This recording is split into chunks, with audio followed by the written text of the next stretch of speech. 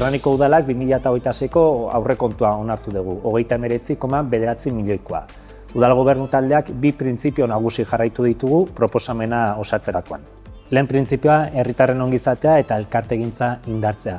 Zentzu hontan zaintza estrategia izango da ildo nagusietako bat eta zaintza zerbitzuak indartu egingo ditugu. Bestalde, herria bizigarriagoa izan dadin herriko eragileek egiten duten ekarpena ezinbestekoa dela ulertuz, hainbat elkarterekin Hernaniko udalak dituen hitzarmenak hobetu egingo ditugu. Bigarren printzipio nagusia, trantsizio ekologikoa eta herriaren egokitzapena. Bide honetan, kontsumoa gutxitzeko eta energia berriztagarria sortzeko inbertsioak indartu edo lehenetsi egingo dira, eta bestalde herria egokitzeko 2026an proiektuek eta obra handiek jarraipena izango dute. Honekin lotuta, proposamen bat luzatu dugu udal talde guztiei, erabaki estrategikoetan lan markoak sistematizatzeko.